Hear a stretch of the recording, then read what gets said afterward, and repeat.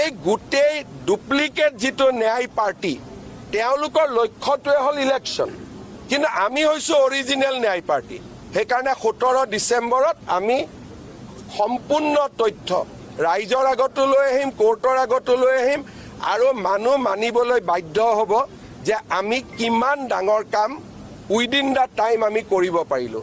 মই ইমান কনফিডেণ্টলি কৈ আছোঁ যেতিয়া, তাৰ পৰা আপোনালোকে বুজি পাওক যে মই কিমান বেছি কনফিডেণ্ট যে ডাঙৰ তথ্য সহকাৰে SIT ৰিপৰ্ট হ'ব, আৰু বহুত অসমৰ নজনা মানুহে বহুত কথা জানিব। এতিয়া অখিল গগৈয়ে ক'ব হিমন্ত বিশ্ব শৰ্মাই কেনেকৈ গম পালে? মই দেশৰ গৃহমন্ত্ৰী, ৰাজ্যৰ গৃহমন্ত্ৰী, যিখিনি মই গম পাব লাগে এইখিনিতো মই গম পাবই লাগিব। 17 ডিচেম্বৰ লাষ্ট ডেট হয়, 19 তাৰিখে তেওঁ ঢুকাইছিলে, গতিকে আমি 3 মাহত দিব লাগে। গতিকে 17 ডিচেম্বৰটো আমি লাষ্ট ডেট ধৰিছোঁ, কিন্তু SITয়ে মোক কোৱা মতে তাতকৈ আগতেই কাম হৈ যাব। মই লাষ্ট ডেটটো কৈ আছোঁ। আৰু